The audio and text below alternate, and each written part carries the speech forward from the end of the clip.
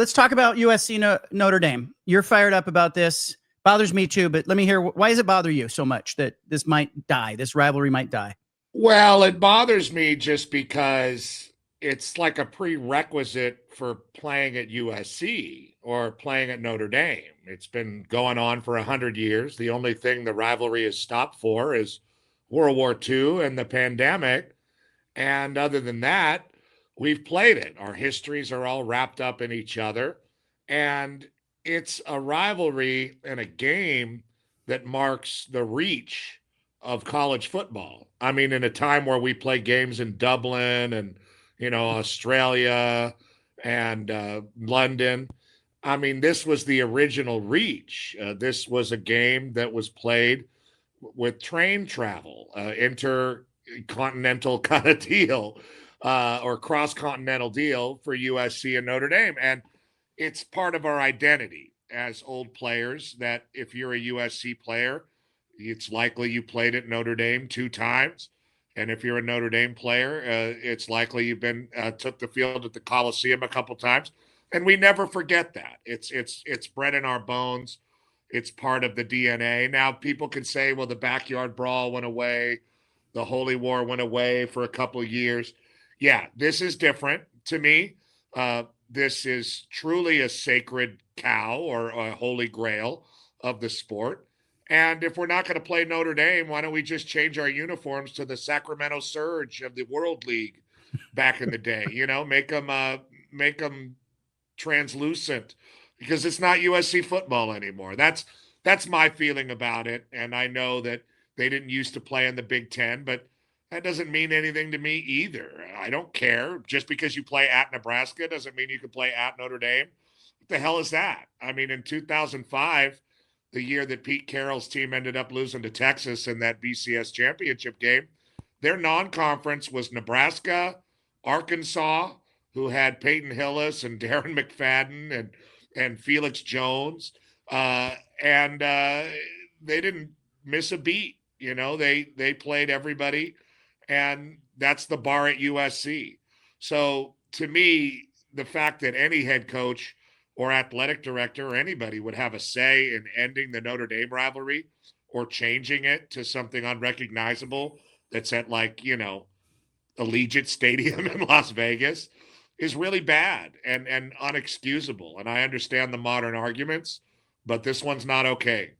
The loss of tradition is sad to me. The fact that tradition's being put at the wayside, certainly the downfall of the Pac-12 stunk for a number of reasons, but, throwing away 108 years of history was a bad thing. And you hear everybody doing what's best for themselves.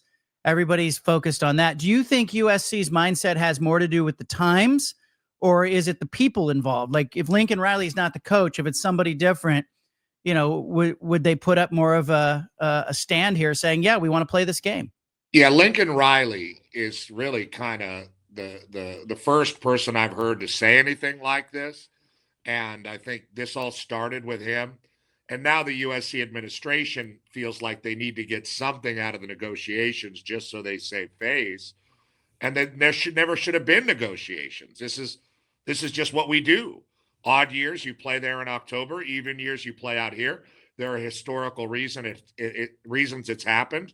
And if you're too soft to play Notre Dame out there in October, then you're too soft to be the coach at USC.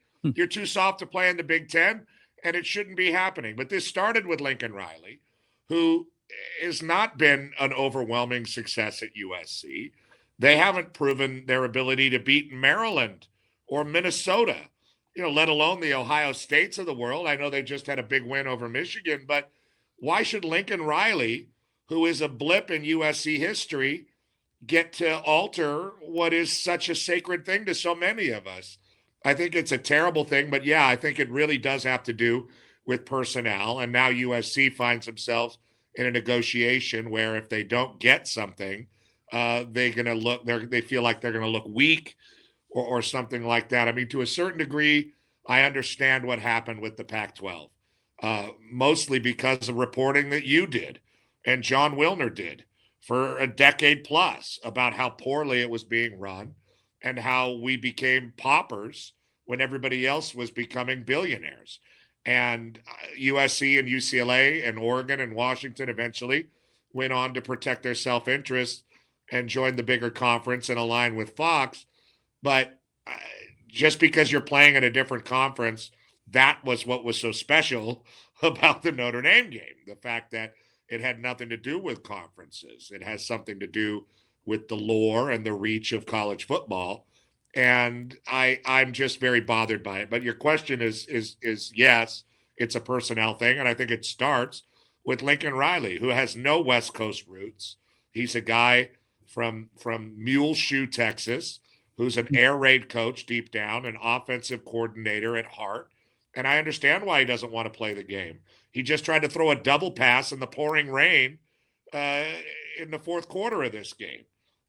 You know, I mean, he doesn't get it. He doesn't understand the big man on big man mentality of the game. That's fine. Cycle your way through USC, like it or not. This should be happening. And the head coach at USC should never have any say in whether or not you take this job to go play at Notre Dame and beat them and prepare guys for a physical game in the middle of the season. That's why it's hard to coach at USC or play there. I just don't understand. I know there's a lot of change, but this is something that should have never been negotiable. Never should have been. And it shouldn't be up to people who are there for a blink. You talked about going back to the train days where this series was played with teams traveling, people traveling by train to go see the game. You know, you've run out the tunnel onto the field and played against Notre Dame. And now you've got a coach who's here for what?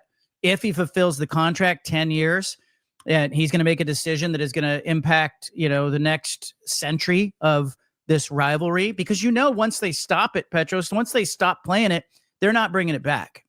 It won't come back. and hopefully that it won't get to that. You know, I think what they want to do is move it to, that's what USC wants, to move it to September. It won't be the first time it was moved.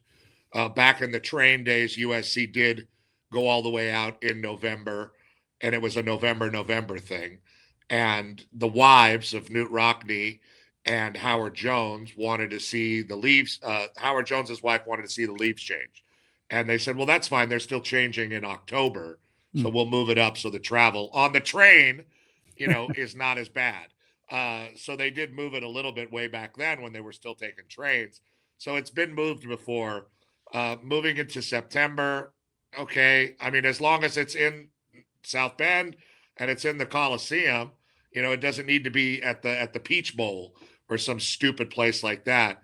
I guess that's okay, you know, but it feels like they do want to move it, and that's, you know, it's a weather related thing. But I mean, you're playing in the Big Ten now. You signed up for this, you know, and this is just another game that's sort of like that, but very, very special. So I mean, I understand, but I just don't understand. It feels like the people involved have no idea how the people involved, like me, you know, the people whose identity is part of being an ex-USC player, I don't think they really understand how much it means to us. And coming out of the tunnel there, and I mean, it's your whole history as a young man, as a football player, and I'm not willing to let it go without using my platform, screaming and yelling and acting like an idiot about it. Yeah, and this is a crusade. I want to say this is a crusade you're on. You've grabbed a hold of this. I can tell that it matters to you. It matters to me too. The history of this game matters to me, and I think generationally, you know, I look back, you know, in prior generations, and I think about all the decisions that were made that we benefited from, and what college football became. This is a bad thing. If this series comes to an end, it's a bad thing, not just for USC and Notre Dame fans. It's bad for college football. You need this game in college football. You need these kinds of games. What do you say to Lincoln Riley when he says, you know, look, in the Big Ten, it's just good enough to play a soft non-conference schedule, do well in the Big Ten. We can make the playoff that way. What do you say to that argument? Well, the college football playoff's not going to get any smaller. It's going to get bigger and bigger. So if you're USC and you're fourth place in the Big Ten, you're going to the college football playoff. And now, does it matter if you played Missouri State or Georgia Southern? I mean, would you rather see that on the resume if you're on the committee, or would you rather see what happened against Notre Dame? Yeah. For God's sakes, playing the Notre Dame game, other than the physical toll, and I understand that it takes, is part of being the USC coach, and it's part of why USC should have a better resume with their non-conference every single year right? I mean, it's not rocket science. Like in the BCS era or, something like that, maybe I understand it. But I mean, you could lose games and still go to the college football playoff, especially to a ranked Notre Dame team. So I would say to Lincoln Riley, it looks bad. It's a bad look. It makes you and USC look soft. And I mean, if it looks like a duck and acts like a duck, God help me, it could be an Oregon Duck. By the way, I love the Grateful Duck uniform, and I'm very excited about that Yeah. this week. That's pretty good. The guy that's producing the game on Fox, Jake Jolivet, is not only a great producer, but a great music guy, Uh, and always has the best playlist, and he loves the Dead. So he's like a real head. uh, So it's going to be a really great playlist. I can't wait to yeah. see that on FS1. Speaking of big games over your shoulder there, Dodgers. How you feeling about the World Series? How's LA doing with the World Oh, Series? well, they handle it better than they do in Seattle. Let's just put it like that. Oh, oh, Those poor people, they get so yeah, emotional about it. But, I think there's a complacency. The fans expect them to be great. I mean, they're so great. What they've been doing in the playoffs is a lot of fun. And we have a lot of access to it being the Dodger station. So it's fun to see Ohtani and all these guys perform. And what Andrew Friedman, the president of baseball there, said is true. I mean, I see it every day when I'm out there. These guys are on their knees out there working and doing fundamental stuff. And I mean, they really, for a team of superstars, they have a great work ethic and great attitude with each other. And it looks like they're rolling at the right time. They got those four pitchers, and hmm they got Shohei Ohtani and Mookie Betts and a lot of guys that are a lot of fun to watch. And then making it Canada versus the Dodgers brings kind of an international flair that should be kind of fun. As much as I'm a, West Coast guy and would have loved to have seen Seattle in it, just yeah, for those, just for those people's sanity. But maybe it's better. They just can't handle it. yeah. But in LA, the Dodgers are the most watched sport in the world. They have a giant stadium that it's constantly full, despite the prices. People just love the Dodgers. It's part of the identity of the town, more so than the Lakers, USC, UCLA, the Rams or the Chargers. This is a Dodger town, and it always will be. And a big part of that is the Latino fan base. So whenever they're doing well, it's always a joy. Everybody's in How and different? What a enjoying it. contrast it is to see Ohtani and Betts with the Dodgers, and then LeBron with the Lakers. Like that, can you maybe help drill down a little bit on that? The difference in that kind of star leadership. Well, I mean, LeBron is for LeBron, it really seems like. And it seems like he's for LeBron, and he doesn't really think through a lot of their decision making as a brand. The decision in itself, many years ago, the first thing, that really kind of turned him into a little bit more of a villain.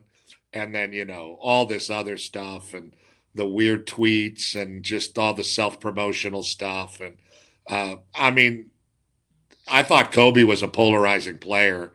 And of course, the way he died changed a lot of that. But no one's been more polarizing in the basketball world, even in the Kobe Shaq days that I can remember, than LeBron as a Laker. Most Laker fans are counting the days till he's gone. And that's the truth. So I think when Luka Doncic showed up, even though LeBron's still on the team, I think it's kind of a breath of fresh air for everybody, because here's a superstar that the city can get behind that actually has, a shelf life that is a little bit longer and seems to have muted the LeBron is in control sort of vibe. And then the fact that the Lakers have sold to the guy that owns the Dodgers is another piece of that. And I expect them to be as well run as the Dodgers are, which will be quite a change from the Buss family post Dr. Buss's passing. Before I cut you loose, the Lincoln Riley, do you think the typical USC fan views him as a USC guy, or are they also kind of tolerating and counting the days unless he Well, has big success? you do this for work, Yeah, so many people that you run into here, all USC throws parties in the off season. That's what you do when you're not successful. So it's recruiting, it's this, it's that. And people say, this is the Trojans' year, fool. And, I've dealt with that guy for the last, and it's not, it's not until they're going to develop and put their eggs in the basket of offensive and defensive line, locally recruited and developed, which is generationally over many, many decades, what's proven to be successful at USC. They're not going to have any long-term success or anything that people can hang their hat on the way they're supposed to. I mean, USC is supposed to be like Ohio State. Yeah. Where is that gap? I mean, it's the Grand Canyon right now. So people just don't get it. I think if you pay close attention, they don't love Lincoln Riley, but they're also, hoping that something fun might happen. And I can guarantee you it might happen, in September against Missouri State. And they did have a good win against Michigan. But when they go on the road in the Big Ten, they're just not tough enough. And that's something about his mentality. And I think that people that pay close attention or know the history of the program, the same people that are upset about the talk about the Notre Dame game, understand that Lincoln Riley is most probably, and proven over and over again, not the guy. The best success he ever had was with Clay Helton's players. Yeah. And Clay Helton was run out of town. And now USC's got, like a $90 million buyout staring at them. If they want to get rid of this guy, they're really between a rock and a hard place. But leave the Notre Dame game alone. Yeah. Let your own mistakes be your own. Don't ruin college football because you've made a bunch of mistakes, personnel-wise. Love it. Petros, thank you, man. You're the best. Thank you. And God bless the people of the Northwest. You're the greatest, John. Johnny Cans, the best of the best. Be well.